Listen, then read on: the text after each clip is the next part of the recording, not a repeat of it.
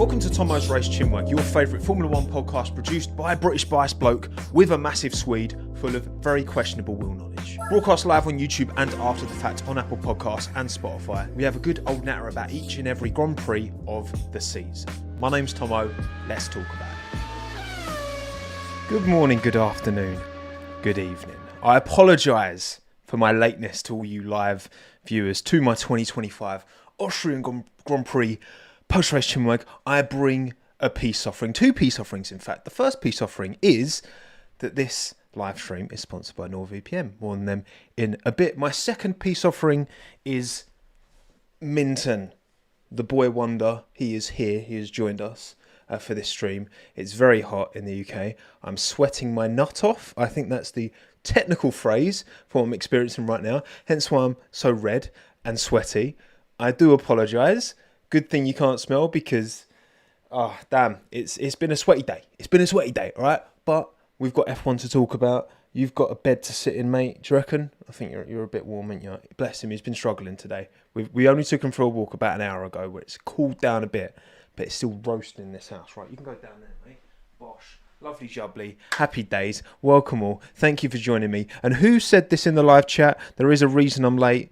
Where is it? One of you said, because I'm memeing on the fact that the race was delayed. And the stream is delayed. And that's clearly the logical reasoning and definitely exactly as intended.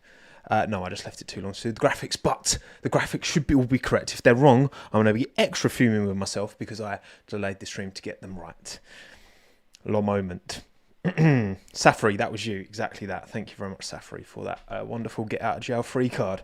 Right, let's start with a race rating, shall we? Can we please get a rough idea in the live chat of a race rating out of 10 for this year's Austrian Grand Prix? Not a sprint race this time out, which I kind of missed. I'm not going to lie. This is the first time I've seen a race that has been a sprint, not be a sprint, and actually be like, I kind of wish it was a sprint, because I think Austria is such a sick track. It's so good for overtaking. It's so good for wheel-to-wheel battling. And I just think it offers more of a package. Look, I don't think a sprint works at every Grand Prix track, but I think it definitely works at Austria. And in my opinion, it was kind of slightly worse off without it. That's probably controversial to say, but there we go. Race rating out of 10. Right, okay, you'll give me a rough idea in the live chat. So let's go with you've gone probably 8 or above, and then a 7, a 6, or a 5 or below.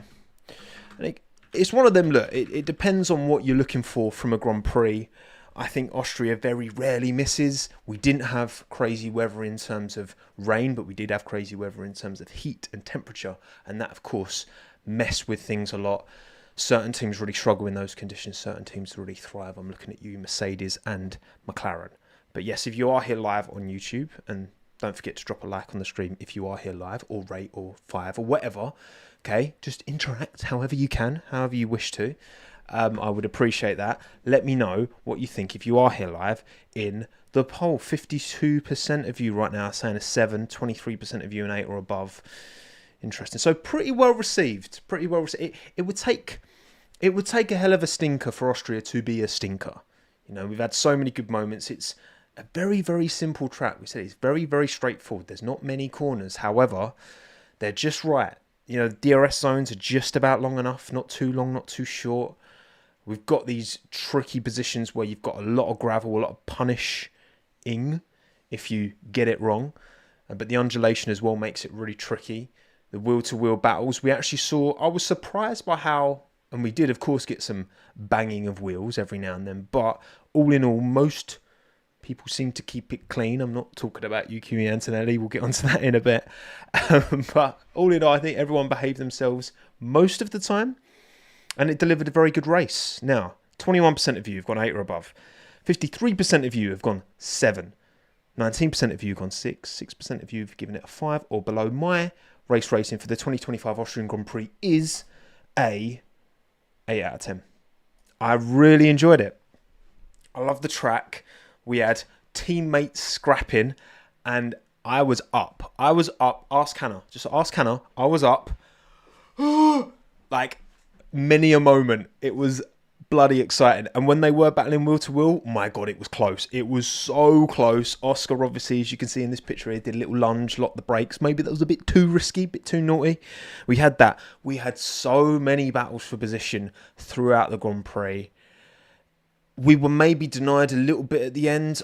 I would argue, without the traffic towards the end, I'm not convinced Oscar would have caught Lando. We will never know. The thing is with Austria, because it's such a short lap, traffic is a bigger factor. You're more likely to come across lapped cars. So I think part of it was almost, it gave us having Alonso and Bortoleto and Lawson and Tsunoda having their little scrap at the end, kind of gave us a little bit of unpredictability. Obviously, Oscar getting forced onto the grass by Colapinto was, oh goodness. It was a banging race. I really enjoyed that. I had a very good time. And I wish it was a sprint, because I'd love to have had a banging race on Saturday as well. We would have still got a banging race on Sunday. And thank God the McLaren teammates are close together, because they were on a different planet this weekend. Just in those high degradation, high temperature, rough tarmac conditions, the McLarens just thrive. That's where their race pace just comes alive. And obviously Lando dunked half a second on everyone in qualifying, helped of course by Gasly's spin, ruining a couple of other people's laps. But I thought it was so good. I thought it was very, very good. I very much enjoyed that Grand Prix. I'm a happy boy, okay?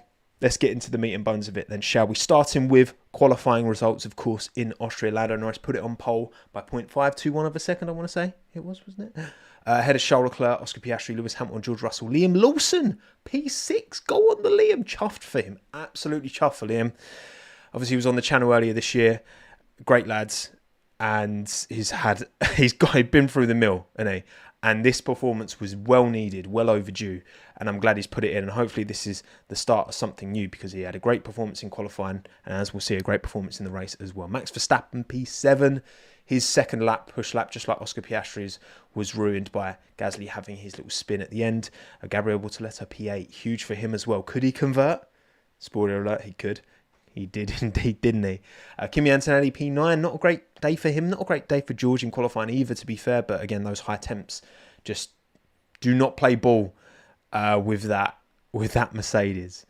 And then Pierre Gasly rounded out. He did well to get into Q3, did Pierre. But again, the spin ended his hopes of finishing any higher, or starting any higher, should I say. And then P10. And then Alonso, Albon, Hadjar, Colapinto, Behrman, Stroll, Ocon, Tsunoda, Sainz, Hülkenberg. Nico made a mistake in Q1. Sainz was not feeling at one with that car at all. Another Q1 exit, 3 in a row, I want to say, for Carlos. Yuki was within a quarter of a second of Max, which is like, I know it's a short track, but it's like the smallest that gap's ever been. But he still got knocked out in Q1. It just tells you how fine the margins are right now in Formula 1. Ocon as well out, and Stroll out in Q1 as well. So that means quality head-to-head table has been updated, and we do have some movement, okay? We do have some movement here. Let's have a look. 13 of 30 qualifying sessions so far this season. The average gaps, some of these have moved about. Of course, Verstappen Tsunoda is still the biggest average gap on average. And I know I'm not doing percentages. I know there's going to be a comment below saying, you should do percentages because it's more accurate. And yes, maybe I should, but I now cannot be asked. So I'm going to carry on doing it this year. Maybe next year I'll do percentages. And then what I actually think probably the best way of doing it is to do percentages and then convert that percentage into a delta. Because if someone tells me, oh, they're 0.5% behind their teammate, that doesn't really mean anything to me. I can't contextualize that. If someone says 0.5 or 0.2, that I understand. So I think you still need to have those figures. But I think if you combine that with so you do percentage and then convert that into a delta based off of the average lap time across the average track that we've raced on. Anyway, that's just me speaking out loud and waffling and wasting your time. So 0.686 Verstappen Tsunoda is that average gap. That has come down, but it's still way too big. Of course it is. Then it's Russell Antonelli, the second biggest average qualifying gap. over the course of the season so far. 0.312 of a second. Then Alonso ahead of Stroll, 0.310. Then Hadjar ahead of Lawson, 0.222. Then Gasly ahead of Colapinto, 0.183. Again, that's not many qualifier sessions to look at between the two of them, so that's a bit more volatile, the Alpine teammate gap. Leclerc-Hamilton, 0.151. Then Albon-Sainz, 0.144. Piastri-Norris, 0.104. Hulkenberg-Bortoleto, 0.061. And Ocon-Behrman, 0.054. Now, important one I want to put in here. The Norris-Piastri gap. Because of Gasly's spin, ruining Piastri's chance to set a second qualifying lap in Q3 on a track that had obviously evolved since then, I decided to ignore Lando's second push lap and just look at their first push laps, where Lando still went, let me find it here on my spreadsheet, he went 0.286 quicker, so almost 0.3 quicker than Piastri in both of their first Q3 laps. Because Oscar didn't get to set a second Q3 lap for something out of his control, same with what happened to, when Jack Doohan got his lap ruined by Lewis at the start of the year in Australia, for example. I think that's a more fair representative because Oscar didn't get to set a second lap on those same representative track conditions, okay? I'm going to try and include those caveats where I can. That was the only one, I think, this weekend. Just looking at I don't think there were any other ones I had to do specific caveats. Again, you can make caveats. Sainz was not happy with his car. He thought there was damage. So is it fair to look at Sainz? Like, I have to draw the line somewhere. I'm trying to judge it as best I can. But I just thought I'd let you know. Because actually, Lando put more than 0.286 on Oscar this time out. But in the representative same parts of Q3, it was 0.286. Anyway, right. So those are the average quality gaps so far this season. And this was the race result. Lando Norris won ahead of Oscar Piastri. Got to say, as much as Oscar was close, very, very close at times in the race, Lando was the better McLaren driver across the entire weekend. He needs more weekends like this, for sure. Oscar will not be happy that Lando was very much on top all weekend, but this is a promising sign from a championship point of view. A very promising sign, if you ask me, from a championship point of view. So Lando Norris ahead of Oscar Piastri, Charles Leclerc P3, Lewis Hamilton P4. So well done to the Ferraris, 3 and 4, pretty comfortably second quickest car. I've got to say, we'll obviously talk a bit more about Max. I don't think Max would have finished ahead of the Ferraris. Ferraris did bring an upgrade this weekend, which seemed to help add something. Lewis was running, it was 10 seconds off Charles at the end, which isn't amazing, but it isn't terrible either, given the difference in experience with that Ferrari package. George Russell just kind of on his own in P5, if not closer to P6 than he was to the Ferraris in P3 and 4. So they knew it wasn't going to be great at Mercedes, and it wasn't. Liam Lawson held on to that P6. Superb job from him. Helped probably in part with the whole traffic and the Alonso Bortoleto Lando kind of helping, saving, according to Fernando. I know, obviously, Fernando's Gabby's manager, so I think, fair play, Fernando's going to gas up Bortoleto any chance he gets. And it was very, very heartwarming at the end. Bortoleto, first points, P8. Alonso, give him a little hug at the end. I'm so chuffed. Honestly, there's something about Bortoleto. There's something about him. I find him very endearing. I think he's very mature. I think he speaks very well. I think he's got a bit about him. I think Bortoleto is going to be a stalwart in this sport for many a year to come. I really do rate him incredibly highly.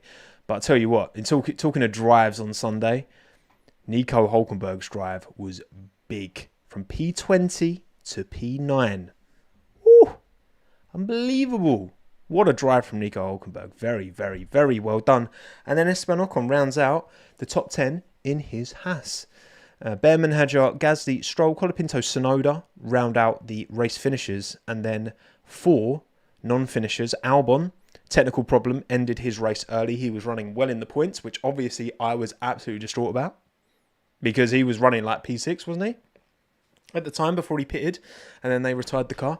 I think it's something to do with a technical issue they've had earlier in the year. I don't have the specific detail to hand, but it is a problem that wasn't the same as Sainz's problem, which meant he didn't even start the race, did Carlos. The brakes basically seemed to like jam on, and then it all just kind of caught fire. And then he couldn't pull away because the brakes jammed, and then it caught fire, and it was all just chaos. So yeah, I mean, it was a bad to worse weekend for Carlos. One to forget, and one to forget for Williams generally, because Sainz is out, but Albon's running in a very good point scoring position. You look at where Lawson finished, you think like P6 was definitely on for Albon, maybe even P5, because that Mercedes was slow, but alas, 'twas not to be. And then, of course, Antonelli Verstappen did not finish the race because Antonelli pulled a bit of a... I mean, we've seen this one before into turn 3 Austria. We've seen this one before. Whenever you're going in on lap 1 into a tight corner, think Grosjean, Hamilton, Spa. Think Hulkenberg, Alonso, Leclerc, Spa as well. A few instances of that. Yeah, was not good from Antonelli. Just got slightly misjudged. He said he didn't brake too late, but he locked the rears. And I guess, when you're applying steering lock in a super heavy braking zone, I think it's the biggest deceleration point on the track, isn't it? Because you're going from pretty long straight, uphill as well. And because you're uphill, you can brake later. Big deceleration, and then he's chucking the car to the right to avoid Lawson, and then locks the rears, and then Verstappen is just minding his own business, and then bang. So yeah, one to forget for Antonelli. Big mistake. He takes a 3-place grid penalty to Silverstone as well. So yeah, not good from Kimi. Not good at all. So driver standings then are as follows. 216 for Oscar Piastri. His lead does decrease to 15 points now. Still ahead of his teammate Lando Norris. And then a big drop. 46 points now to Verstappen. But yeah, I mean, 46 points. Norris to Verstappen. 62 to Piastri. No, that's not 62. Is it 61? I can't count. It feels like now it's kind of done, really, from a championship point of view. Max has said it, Helmut said it post-race as well. I think, look, there's certainly, from a Red Bull perspective, there's no point trying to egg up a championship fight when it feels like such a long shot, and you see how well the McLaren's raced. And look, I think Max will win races this year, definitely. There will be Grand Prix in the right conditions, temperature-wise, in the right track characteristics, where we go to Spa. You can't write off Max to win at Spa, and there will be certain venues where Red Bull will turn up with that car for Max. He will turn up and win races, but to win a championship now, it's too far-fetched. It's not going to happen. It's going to be a McLaren, and you know what? The best thing about that, because it might not be an inter-team battle, because we're not going to... Mercedes, I think they've left it too late. Even if Ferrari finds something, they've left it too late. It's not going to happen with Max and Red Bull. At least the McLaren boys are close, and they're going to fight, and the team's letting them fight. So we take that, okay? We got a pretty exciting season at the end of 2016, didn't we, when Rosberg and Hamilton were scrapping? And just throughout their time, really, as teammates. Sometimes it was dull, sure, but this was a very good race with two top drivers scrapping at the front. And just because they're both in our papaya, we don't mind. And then driver standing, in terms of big moves, so Hulkenberg moves up into P10. So big gain for him. Alonso gains as well. He's now level on points with Lance, which has taken a long while for him to get on par with Lance points-wise, because he's certainly been clear of Lance in terms of performances. Liam Lawson obviously gains big points from finishing P6, so he's 8 extra on the board for him, which moves him up to P15 with 12. And Bortoleto scores. But he's still the lowest point scorer of the season with 4, because Behrman's got 6. And Colapinto's still on 0. Yes, Halita. Nil point. Nil point. When is Horner sacking me? Oh dear, LH, very good, very good. And then team standings after 11 of 24 rounds. McLaren, of course, extend their championship lead to 207 points, almost double that of Mercedes. No, it's wrong. It's wrong. I delayed the stream and it's wrong because Ferrari is second. You absolute idiot. Hang on a second. This shouldn't take long. This should not take long. Honestly, like, come on now. It really shouldn't be keeping these lovely people waiting, and then I'll go and cock it up anyway. Don't know. Honestly, what is this, racing or ping pong? Honestly. Oh dear. Right, hang on. What overlay is this? I don't want to get that wrong. This is overlay number 6. So I have all my overlays a little numbered, you know, my little system that I have. Do I still find a way to mess it up? But there we go. Right, we should be updated now. Let's go to 6. And bosh, it's like nothing ever happened. McLaren, let me just go again, okay? McLaren 417, 207 points ahead of Scuderia Ferrari, who are on 210. Damn, that's a lot of distance. And then, to be fair, Ferrari, Mercedes, 1 point between the two of them, okay? So it's a long moment, but it's a mild long moment, okay?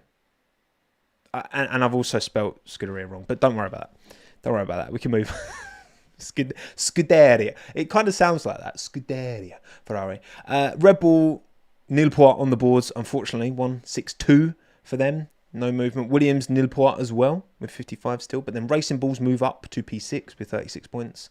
And then Haas 29, Aston 28, Sauber 26. Getting a little bit tight. Getting a little bit tight between those teams down there. So Alpine look like they're going to be last, didn't they? Because Sauber have definitely found something. Aston have definitely found something. Haas, depending on the track, are pretty quick. They will have their stinkers, but they also have great moments as well. So, not bad at all. And then finally, well, not finally, because we've still got a lot of waffling to do, don't you worry. F2 and F3 overview. Now, of course, Austria means we get both the F2 and F3 Junior Series racing. And pretty interesting. So, we had some disqualified. 2 of these drivers on the screen got disqualified after the fact for technical infringements to do with plankwear on their cars. First driver being Nicholas Olov, won the F3 race, the feature race, but his car was deemed illegal after the fact, so he lost the win. So Martinez Stenzorn, who's McLaren, next to him, inherited the win, and then Tim Tramnitz jumped up from P3 to P2. And then who got P3 in the end? It was Marie Boyer in the F3. And then in the F2, we have, of course, Richard Verschoor, who is now leading Formula 2, took the dub ahead of Alex Dunn, who did a fantastic job in FP1 in McLaren's car. Lando's McLaren car did a top job, but got disqualified, did Alex Dunn. Oh no, very bad. Leonardo Fornaroli was P3, jumped to P2, and then Jack Crawford jumped from P4 to P3 podium. So yeah, a couple of technical infringements in the junior formulas, chucking a couple of spanners in the old works. Which is a shame for Dunn and Solov respectively. McLaren's Lando, exactly that. Yeah, when Lando starts his own F1 team, Lando Racing. But yeah, F2 and F3 was chaos. We saw the crash in... was it the F... Well, what was the crash where the Trident ended up flipping over? That was F2, wasn't it? Because that was Lindblad. Lindblad was involved in that. And then, I can't remember the other two. But if you haven't seen that crash, that is a pretty scary. It's one of those where you're like, grateful for the halo. Thank God for the halo. Yeah, F2 Sprint, that was the one. Thank you, chat. So, yeah, pretty exciting racing in the junior formulas this weekend. Got to say, again, Austria always do. If Austria can deliver good F1 racing, then obviously the junior formulas would be amazing. I would love to see an IndyCar tearaway event, okay? Have like one round that is not in the US or not in North America. And I'd love to see an IndyCar race around the Red Bull Ring. I think that would be sick. And actually, I think Austria would suit the IndyCars better than any other circuit in Europe. Any other that's come into mind anyway. Maybe make some suggestions in the chat. But I think just for a one-off round, IndyCars around the Red Bull Ring. Oh, and Red Bull Ring's been extended as well to 2041, which is the same length of contract as Miami has. So another 16 years of Red Bull Ring, which I'm very happy about. Happier than I was about the Miami news. Although I'm warming to Miami slowly, but I think they still need to change the track. But I think there's potential. Interlagos would be sick for IndyCar, but I think Austria would be better. I think Austria would be better for IndyCar. But anyway, cool. Right, okay, excellent. Let's go back to full screen. Go back to full screen, and I'm going to. What else? What was the? I'm trying to think. Actually, you know what? While I think about, while I can contemplate my life, and rehydrate, a quick word from our sponsor. Very first ever sponsor for TOMMO'S race, CHINWAG, the virtual private network you know and you love.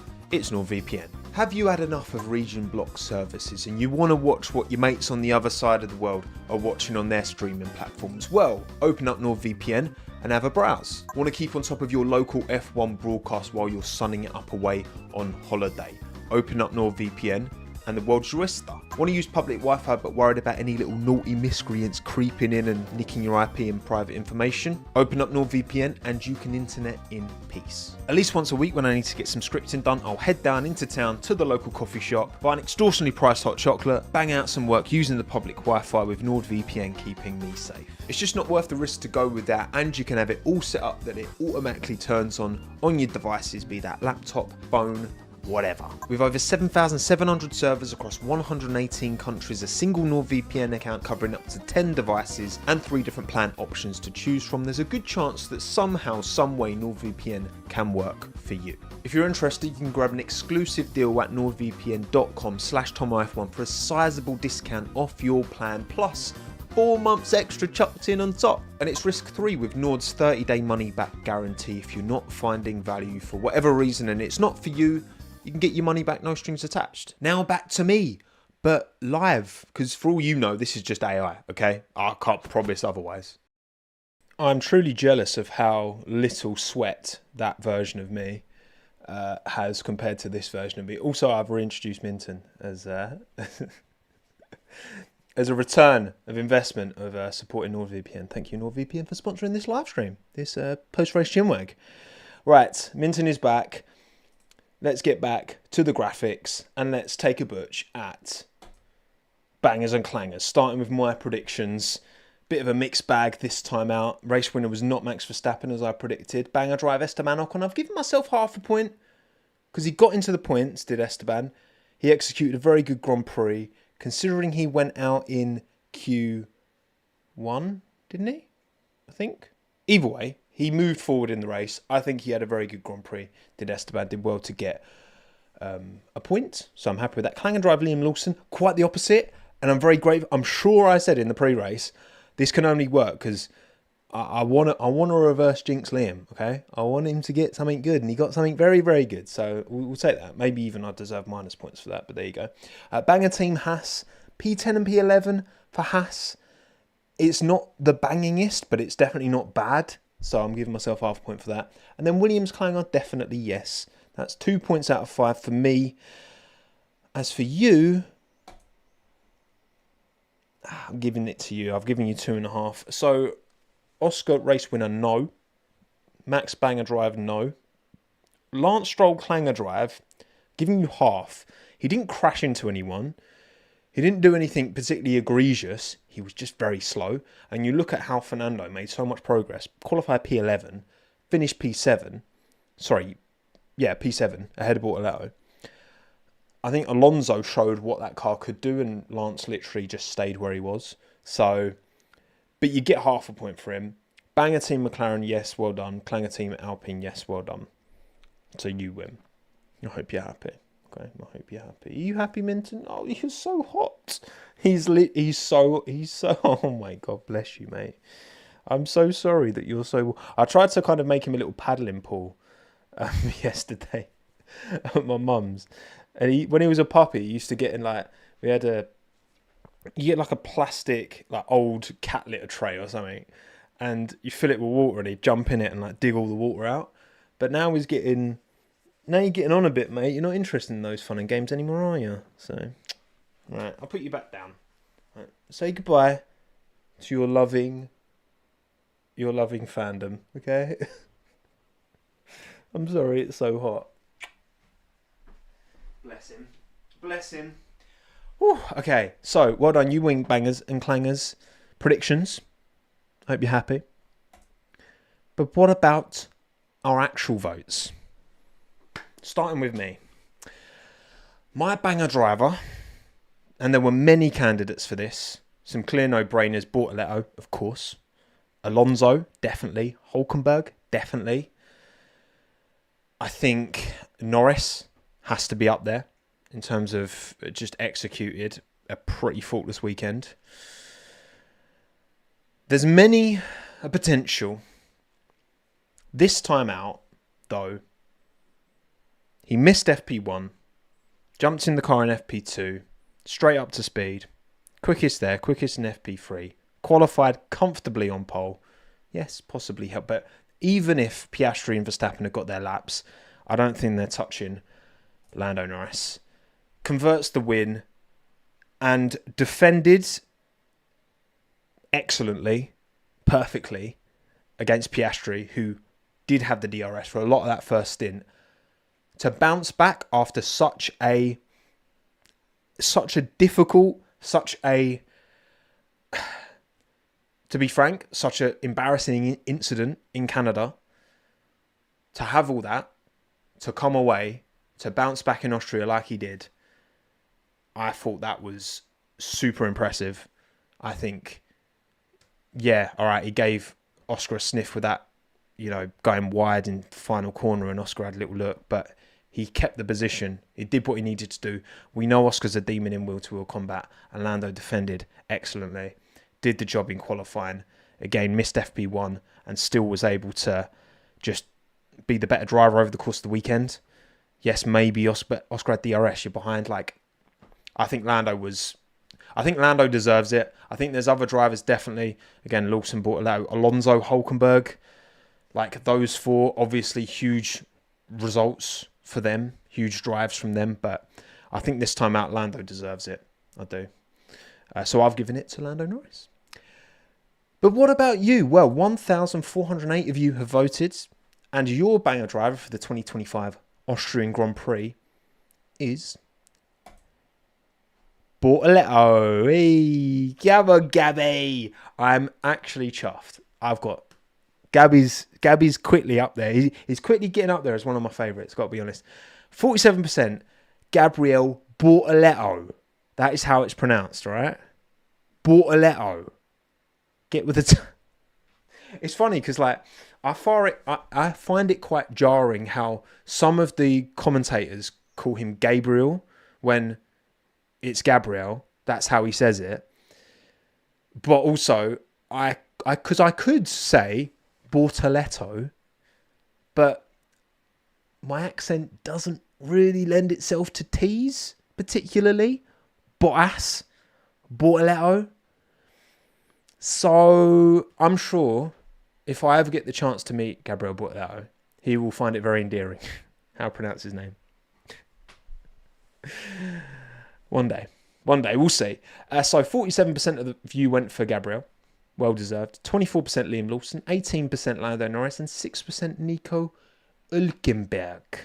Huge. P20 to P9. What a race. What a race for Nico. Love it. So that's banger driver. Clanger driver for me. Again, many, we've got,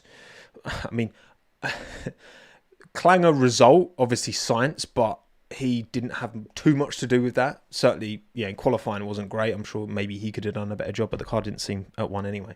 In terms of drivers who actually cocked up and made mistakes, for me, it's Kimi. It's got to be Kimi. He's over half a second off of Russell in qualifying as well, which isn't great. It's definitely not great. 0.153. Sorry, 0.5. I can't count. I can't read. Oh my God, I can't read. I can't say things.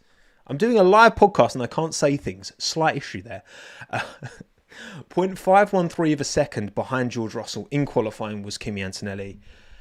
That put him back in P9, in amongst it, and then he does what he does to Max Verstappen, lap 1, harpoons another driver. If you do that, you kind of have to be Clanger. And you say it's harsh. Is it harsh? Is it harsh? I don't think that's harsh. Like, okay, you're a rookie, sure, but like you wiped out another driver on lap 1, like fully wiped them out, and could have easily wiped out multiple drivers. The way he was going, it was very lucky more drivers weren't caught up in that.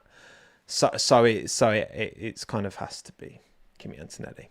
I got a lot of love for you, Kimi, man, but that wasn't good enough.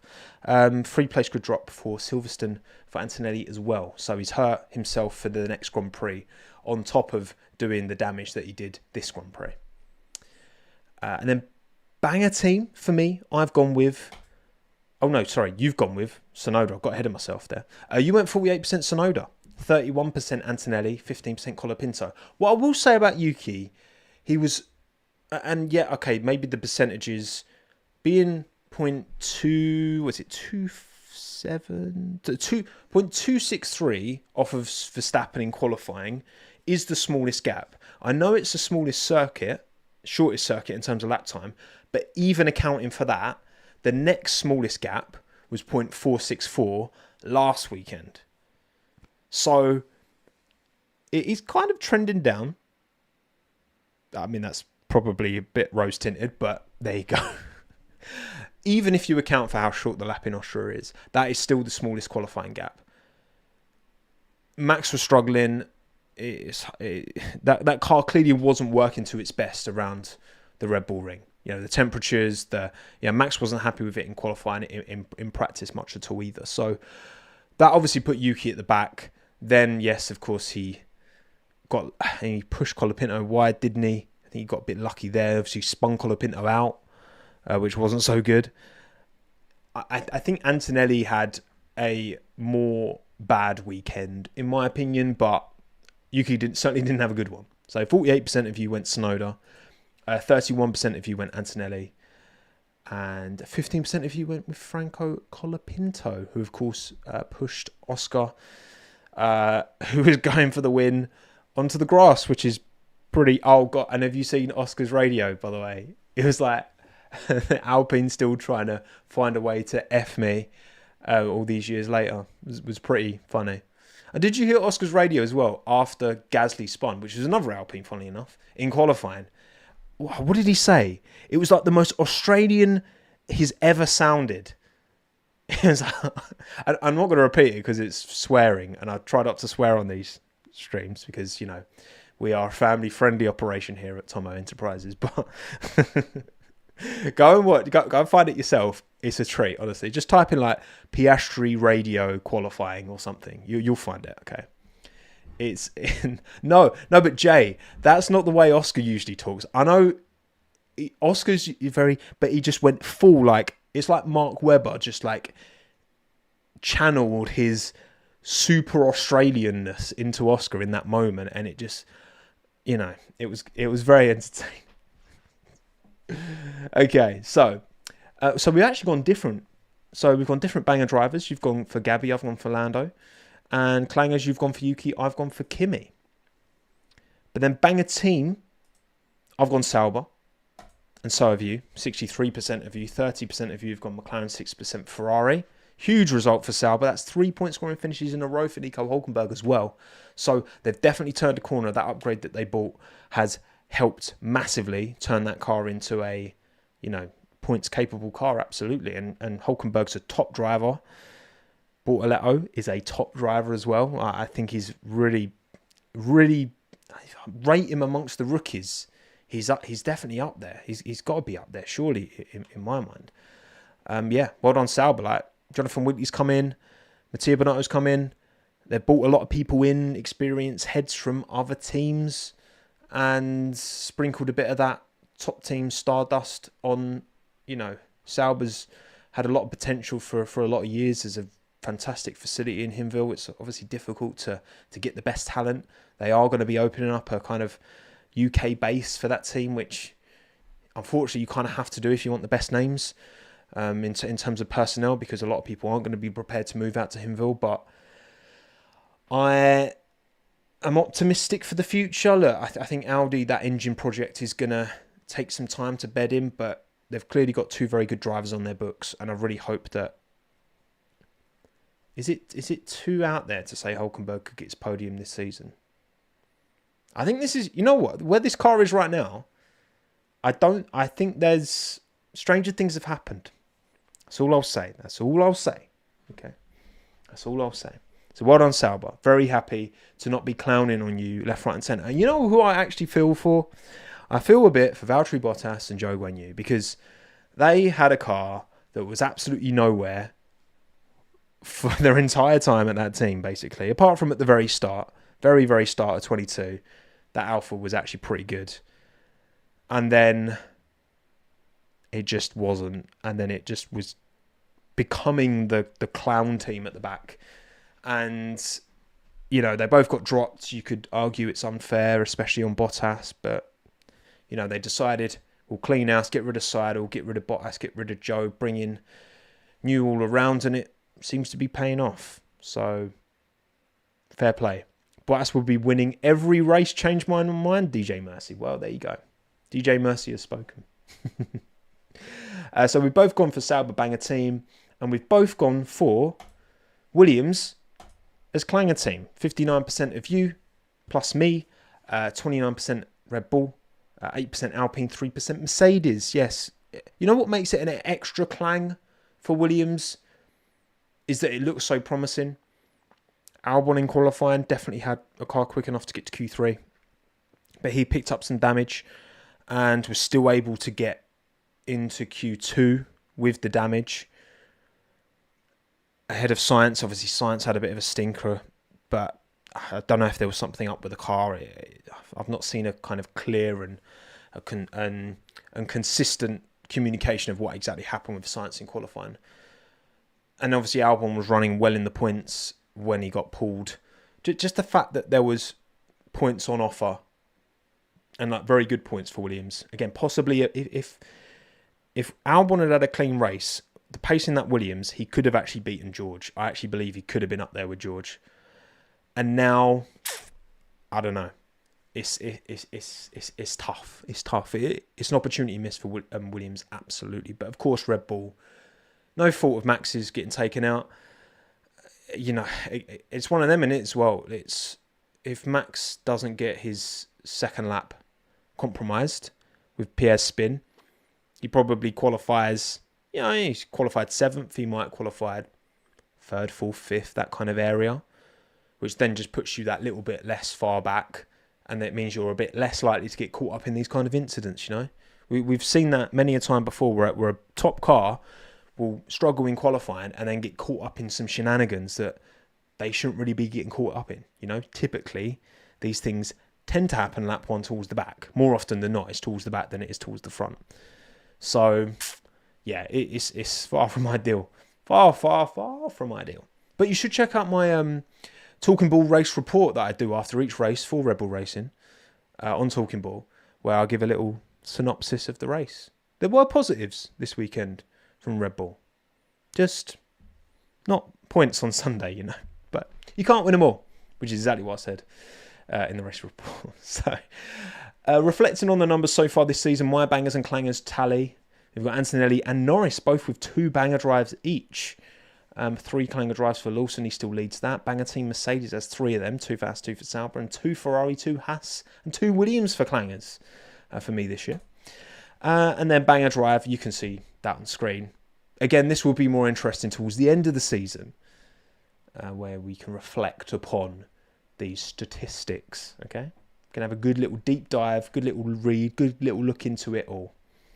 Credit to McLaren for allowing their drivers to go at it where there is no other team that is going to get anywhere near them in the constructors. They can do that. And now it seems the drivers as well. And they were both pretty measured. Oscar was very on the edge with that lock-up. That could have been similar to last week. Different, but you know what I mean.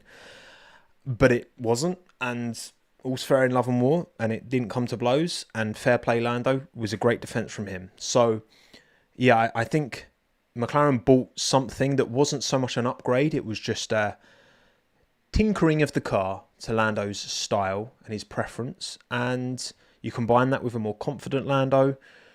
Okay, right. Let's crack on. Let's go team by team, shall we? Starting with Red Bull, because they're the first ones who popped up in the graphic.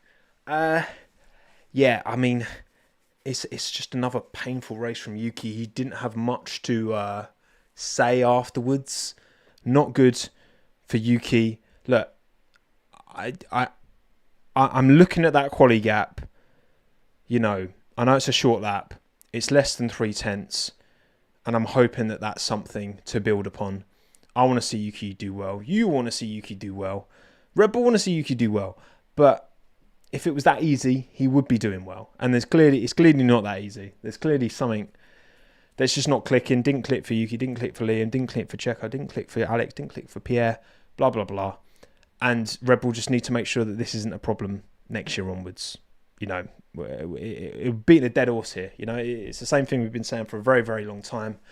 And and when Max is taken out on lap 1, then it does just show that, you know, they are very reliant on that one driver, which is tough. That door opening on its own. Ghost. Ooh. So yes, not a good day for Red Bull Racing, but you can't win them all. Aston Martin, well done Fernando Alonso. Superb drive from Fernando Alonso.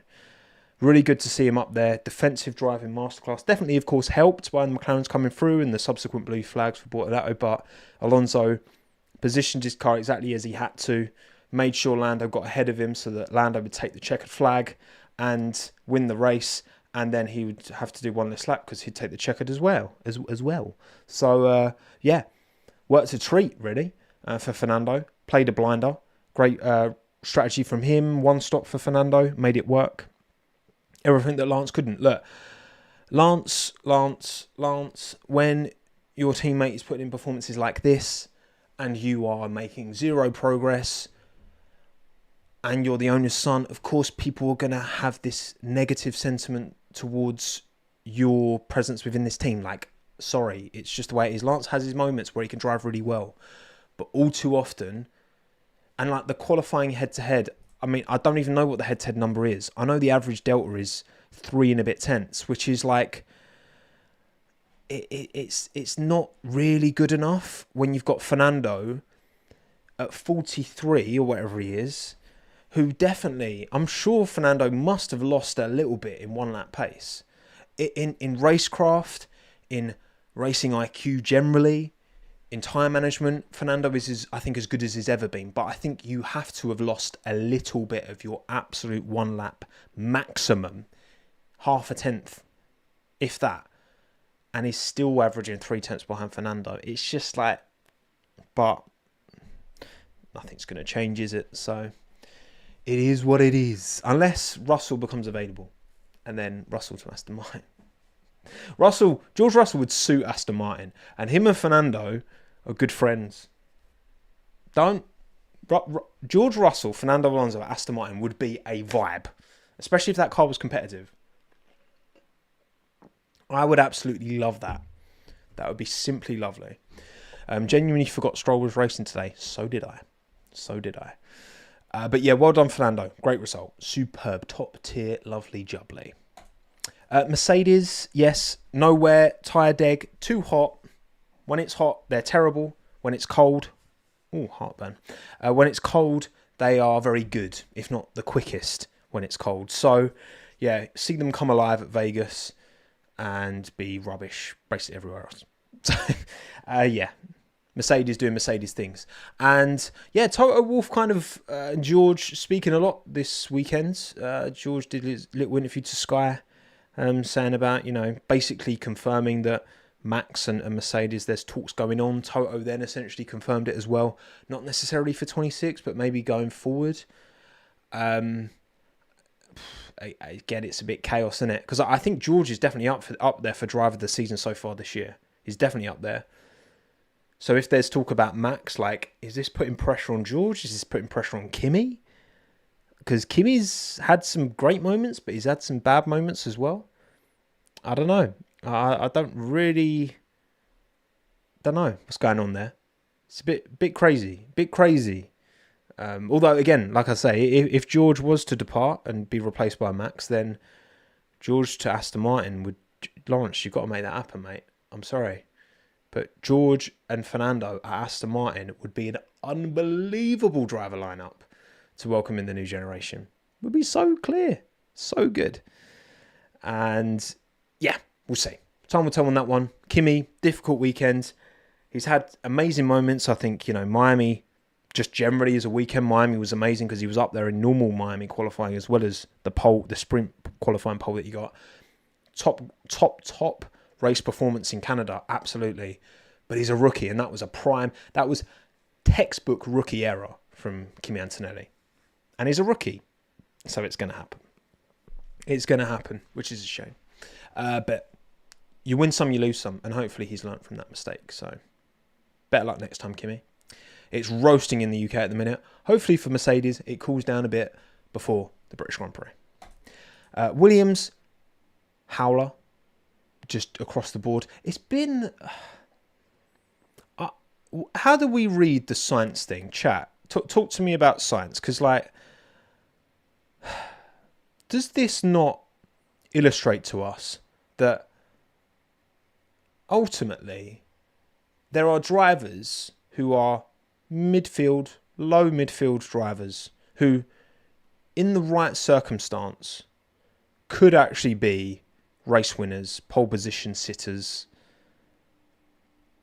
Because, you look at Sainz right now, where he is. First year, a driver of his experience, first year at this team, and you kind of ignore the nuances of how he was at Ferrari. You would look at Sainz and be like, you'd look at kind of him a bit like Lawson. He's had the odd decent moment, but generally speaking, it's been very unimpressive. But it's like, but we know how good Sainz is. Sainz still has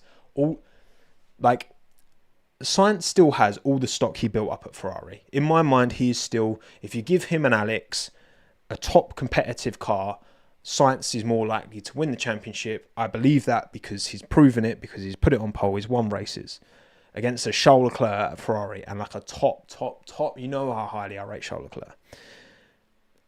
But I think it just goes to show that in the right place, in the wrong place, you can be made to look great or mid. It really does. It really does depend. And I think, Dan, you say Sainz is struggling a lot more than I thought he would, especially almost halfway through the season. Dark Mo says Carlos is being found out. I mean, I considering the levels Carlos delivered over multiple years alongside Charles Leclerc, we know what Carlos is capable of. The thing is, as well, there's so many drivers, and look, Daniel Ricciardo is like a prime example of this. Fantastic in the Red Bull. He's the one who ultimately kind of forced Seb out, because Seb was coming as a four-time world champion. Ricciardo, new teammate, Ricciardo beat him. But then Kvyat beat Ricciardo, technically, points-wise, in 2015, although performance-wise, you can argue Ricciardo was better. But it's just another example that demonstrates F1 just ain't that simple. And there's so much that goes into it. And you can be in a good car, you can be in a bad car, you can be in a car that fits your inherent style, you can be in a team culture and environment that works, and you can just be unlucky as well. And we are not seeing a Carlos Sainz anywhere near the levels that any of us thought right now. When I made my preseason prediction, and you all called me crazy for saying Albon ahead of Sainz, I consistently said throughout that video, I think Albon will start the stronger, but then as the season goes on, Sainz will get closer, and if anything, by the end of the year, might be a bit quicker, but Albon would have scored points early on in the season to stop Sainz catching him up, basically, because Albon won't go backwards. Albon will stay at a very good level. Sainz will take longer to get up there, but Albon will score more points. Now, the Albon side has held up great, but the Sainz side, no, he's just... But I can't... Considering how good Sainz is, I attribute more of Sainz's struggle to Williams than I do to Sainz, really. Because I think Sainz is so good. He's proven it time and time again, consistently throughout his career. Top racing IQ, top feedback, top almost everything. Very well-rounded driver. Perfect for Williams. I think Williams are still getting up to speed. They were still a bit almost starstruck when Sainz came in. Vals has talked about there's still limitations in terms of, infrastructure there at Grove. It still needs more work. And I attribute, Albon's there because he's been there since 2022. Sainz isn't there because he's just joined the team and the team's still going through this big phase change, So I do think it's more on Williams than Sainz. But either way, Albon was on one this weekend and just, wasn't to be. Wasn't to be. But you need to iron out these creases before 2026. Because 26 and 27, or 27 is when Albon thinks is the real opportunity for a title fight. We'll see. The brakes did break. The brakes technically worked. Just they worked too well. Because they just wouldn't unwork. McLaren, yeah, look, I think that the title fight's on, absolutely. I think Lando has bounced back in a way that has impressed me. I would say that after Monaco, I was hoping from Lando's point of view that would be the start of something good and new, and then it kind of obviously had the wobble in Canada, but I think Monaco was a huge performance. Austria has been a huge performance. He loves this track. Silverstone's going to be telling, because I remember obviously in 23 when Lando and Oscar got the upgrade both on their car at Silverstone, they were both up there. I can't call it. I think at Silverstone, Oscar's going to be like, right, you got one over me. You were quicker than me all weekend. Fair enough. I'm going to make sure that doesn't happen again. That's, I think, the mindset Oscar's going to be going with into Silverstone. Lando's going to be buzzing off the crowd because there's huge support, of course, at Silverstone for Lando Norris. So I'm excited to see how this pans out. Obviously, I've said I think Piastri over the course of the season will have more and get it done. But I'm glad that it's not going to be, from either driver, it's not going to be a cakewalk. It's going to be, I think, back and forth over the course of the year. And you say Oscar was clearly faster today, Luna. I don't think you can say that. I don't think you can say that because ultimately Oscar was within DRS for the entire time and was close enough that he didn't fall out of DRS. I think if Oscar had gone ahead of Lando, I think Lando would have sat in his DRS and would have tried to be overtaking him back, in my opinion. So, and then obviously you had a bit of a tyre offset.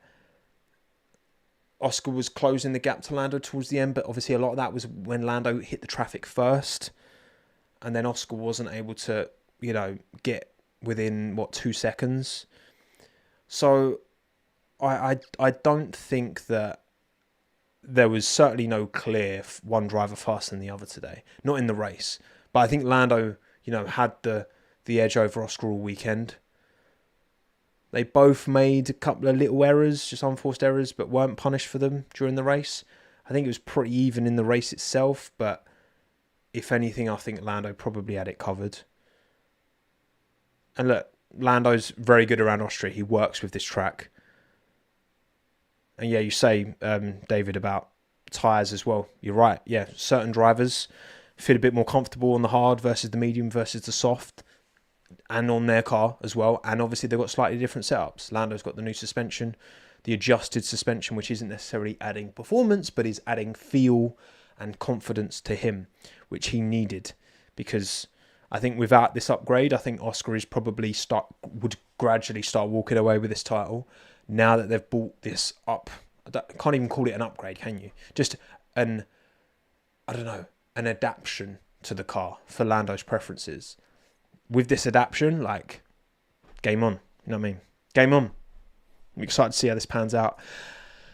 Liam Lawson, again, chuffed for him. Lovely bloke. Been through the ringer this year. And great to see him score big points on the big stage, get it done, convert that P6 to a P6. Hadjar as well was running very good. He said he caught damage. He was running in the top 10, caught some damage, was dropping like a stone towards the end. So that was a shame for Isaac. Difficult qualifying for him. He went very quick in Q1, did Isaac, and then just couldn't replicate that performance in Q2. I think Liam needs to now keep putting that pressure on Isaac, because the average, even though Liam outqualified Isaac by, where is it on my spreadsheet, by 0.185 of a second, the average is still 0.222 of a second advantage Hadjar, even with Liam putting almost 2 tenths on Hadjar this time out. So it has been consistently in Isaac's favour, which isn't good enough for Liam if he wants to retain that seat. And with Lindblad's there, and Lindblad scored no points this weekend in F2, which is a shame for him, but he's already got the super licence. Yeah, I think Liam knows what's at stake. I'm sure he knows what's at stake. He knows that Lindblad's there. He knows that Hadjar's been doing very, very well, and will be many people's and probably is mine rookie of the season so far this year. I haven't really thought about that too much, but I think probably it would be Isaac. So he's got to put himself on the map ultimately, because who knows? I mean, maybe Red Bull flip him out mid-season with Lindblad. I don't think that's going to happen. But all Liam can do, he's got a race seat in F1, is maximise it, show what he can do. And if his future isn't at Red Bull, then hope another team, takes some interest, because that was a big result. That was a big performance. Now he needs to keep that up. That's the big thing. It's all for a flash in the pan. It's all for a one-off, but he needs to keep these performances up.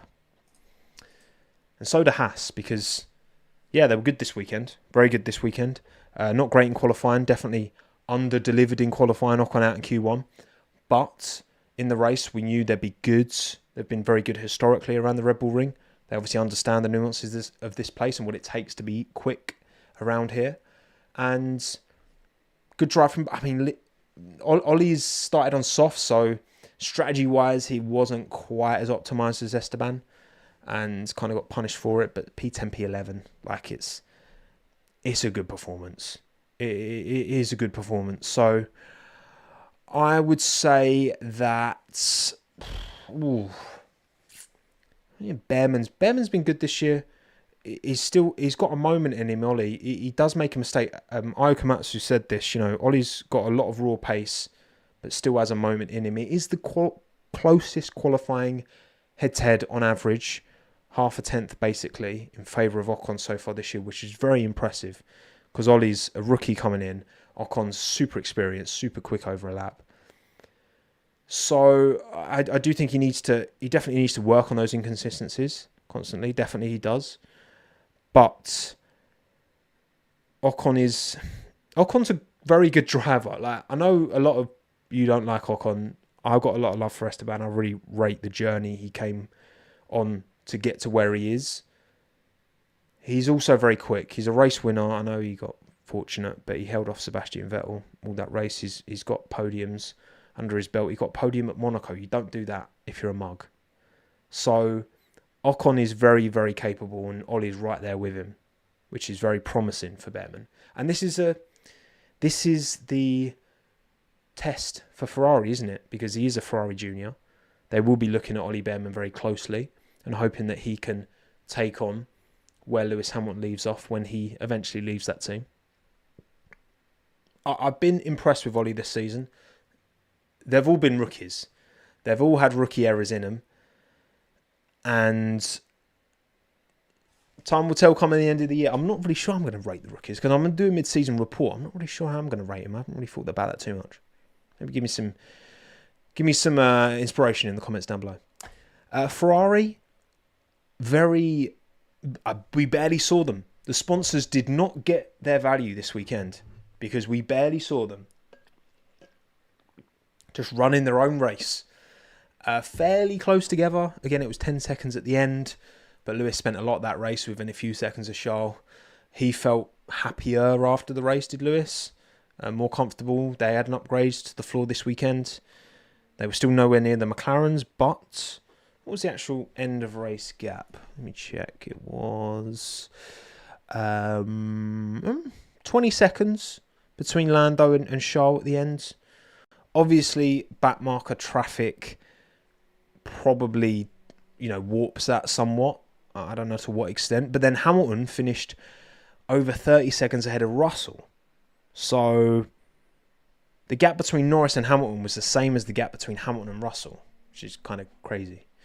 So it's good. Keep doing this and they'll finish second comfortably in the Constructors, but they're not fighting for a world title here. And I guess that all kind of plays into the championship dynamic why, I think it's...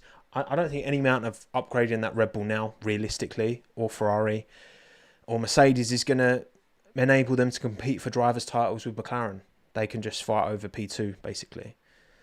And I don't think that's what Fred Vasseur and Toto Wolff and these team principals, that's not what they, that's not what keeps them up at night. Oh, we're going to finish second in the Constructors. But, yeah, I mean, a step forward, I guess, but... Yeah, McLaren, it's the Papaya Championship now, isn't it? It's the Papaya Championship. And very good pit stops from Ferrari as well. Consistently low 2s. 2.3, 2.2 for their first stops. I'm sure they did another 2.3. Very, very good Ferrari. Very, very good. Well done. Love that. Alpine, very little positive to write home about for Alpine. Gasly got into Q3, so that's something. But he was not happy with his car during the race. Had no grip, was falling backwards. Colapinto, not great qualifying. Didn't have much confidence in the high speed. So he had his little tangles with Yuki. Yuki kind of took him out, which that was a fair cop penalty, absolutely. And then Colapinto pushed Piastri off. I'm surprised that I only got 5 seconds. Like, a race, not leader, but going... Like, I'm not being funny. I struggle to believe that if he'd pushed Lando off instead of Oscar, who was leading the race, he would have still got 5 seconds. Like, when you're blue flags and a leading driver, P1, P2, whatever, is passing you and you push them off because you didn't see them, that's 10, surely. Like, surely. That's 10? No? Like, again... We should be attributing penalties based on what the wrong thing done was, not the outcome. Say he pushed Lando off instead, and then Lando spins and Oscar wins the race. I mean, that's obviously not going to be a 5-second penalty slap on the wrist for Colapinto, is it? So I don't know. I thought that was a bit weird, but regardless, whatever. Just a misjudgment, clearly, from Franco. Obviously didn't do it on purpose, just wasn't paying attention, basically. And very little more to say about Alpine. As always, they have become the new Sauber, haven't they? And talking of Sauber, well done. This is a Sauber slander-free zone. Hulkenberg's been cooking as of late. Made a mistake in qualifying. Who knows where he could have finished if he hadn't made that mistake in qualifying. Cocked up his laps, so started from the very back. And Gabby got it done. And now I'm glad he's got that kind of ticked off. Can start to look forward now. First points is a big deal. And now, crack on. Keep cooking. Been very impressed with Bortoleto this year. I really have. And great little scrap with Fernando. Gave each other racing room and respect. Probably a little bit extra respect given the context of Fernando still being Gabriel's manager, which is kind of crazy. But yeah, that was great. I was just really chuffed for Gabby. Really chuffed. And he got driver of the day, which I was gassed about as well. So got a lot of love for Bortoleto. And I hope that... I don't know, man. Maybe I'm getting a bit too excited. But Hulkenberg podium... Just give us a crazy race and just try. Come on, it's viable. It's so viable that this happens. Please. I would even give. You know what? I'd even give if you gave me Albon podium, Hulkenberg podium, Hulkenberg podium. Just give us that. I would gladly sacrifice an Albon podium for a Hulkenberg podium. If Albon's P3 and Hulkenberg's P4, I'm actively wishing for Alex's downfall. Just swap positions. Albon P4 would be great. But Albon's already got podium. I know it's been a while, but Hulkenberg, this man's career cannot come to an end without even a single podium. Are you daft? No. That can't be happening. It can't be happening. Okay. So please, Sauber, keep cooking. Nico, I believe in you, son. I believe in you. Well done, Sauber. Big upgrade. Happy days. Lovely jubbly. Okay, excellent. Live chats. Anything we haven't touched upon in this post-race CHINWAG for the 2025 Austrian Grand Prix? Have I missed anything? Are you daft? What can I say? What can I say? Anything else? What's going on? What's going on? Did I see Lando? Lando was crying on the podium. I didn't see that at all. Actually, I didn't actually see the podium celebrations. I saw the cool down room when Oscar was just sat there on his own, just waiting for a mate. Great meme. Hamilton radio shenanigans. Yeah, there was a little bit of Hamilton on the radio. It wasn't too egregious. I think just Lewis thought they should have gone longer. But the team have more information than the driver. So I think it was just one of them where Lewis didn't really understand why he was getting pulled in because he felt he still had performance in his tyres. Spoken about Hadjar's, I did mention Hadjar's damage. Yes, Tom. Yeah, no, Hadjar had damage and then just fell, which was a shame because he was running top 10, which would have been a great performance from the V carbohydrates. Yes, Piastri's radio about Alpine. That was funny. Enjoyed that. Did I like the F1 movie? Well, Carter, oh, you can't watch my full review because you haven't watched it yet. I did like it. I think it's worth a watch, especially in IMAX because you really get the sensation. Even if, right, the thing is, as F1 fan, you're going to be like, actually, that doesn't happen. Like, okay, there's quite a bit of that in the F1 movie, but if you can't look past that, don't go and see it. Just don't go and see it. If you can look past it, which to me, like when I go and watch Netflix, I'm in like casual mode, okay? I'm in super no wheel knowledge mode when I'm watching Netflix. And it's kind of the same with the F1 movie. Because actually the visuals are so good and so immersive, again, especially in IMAX, I would recommend it still. I would still recommend it. Anything else going on? F1 movies cringe. I mean, it's not cringe enough to ruin it. There's cringe moments in it, but it's not cringe enough to ruin it. I can't speak. Your gut feeling on where Max will be driving next year? I've said it before, I'll say it again. I think it makes no sense for Max to leave prior to 26 because he might as well stay, see how the team is with their new power unit that's their own with Ford, see the lie of the land, see not only where Red Bull are, a team that he knows, and he will get the maximum out of whatever car they give him in 26. That's very fair to say, and then he will know, okay, is this car good enough to fight for a title in the next year or so?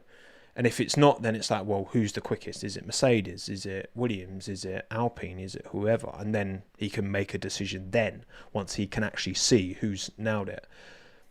But then also, I suppose you look back at 22, and at the start of 22, Ferrari, if anything, nailed it the most. But then, of course, they very much didn't. So, but it's going to be mainly, I think, the engine, isn't it? You're going to be looking at, right, which engine is actually the quickest? And we'll work that out quite quickly. So that's my opinion. I think it makes sense for Max to stay, at least in 2026. Did I see it? Yeah, I did see a tractor destroyed the sponsor board. It was one of the Qatar Airways boards, wasn't it? Like above the track, and it like drove into it and took it out, which was pretty crazy. Combat. Don't say that word, David. Do not say that word. How dare you? Honestly, it was so bad. It was so bad. So bad. Opinions on Bottas teasing that. Valtteri's still got a job to do in F1. I do believe that. Will he get that job? I think Perez makes more sense than Bottas. I do.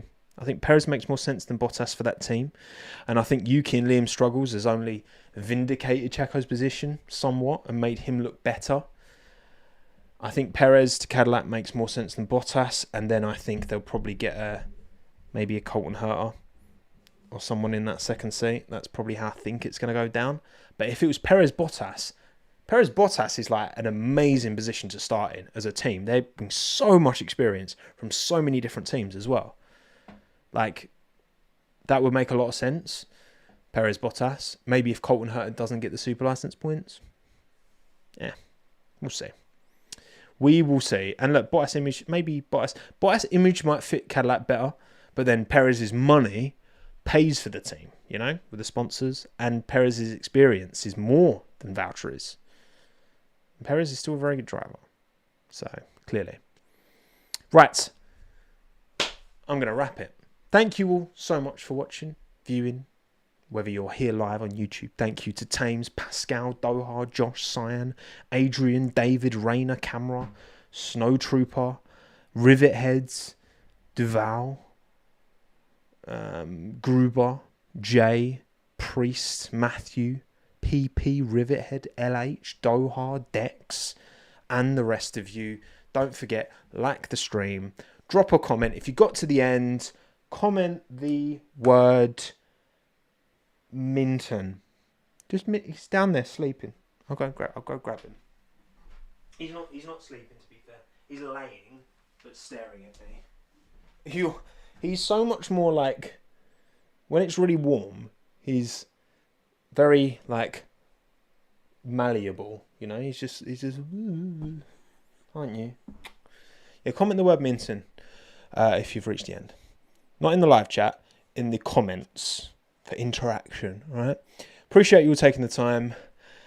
We'll see you next week for Silverstone. I'm not going to be able to stream on Wednesday because I've got as busy as Wednesdays possibly get. So the pre-race CHINWAG for Silverstone will probably be on Thursday instead of Wednesday, FYI. But yeah, that's a wrap.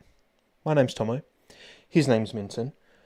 Actually, any? I think we're all good on that front. Yeah, all good. Okay. I'll do that again. My name's Tommo. His name's Minton. Thanks again. Have a good one. Ta-da.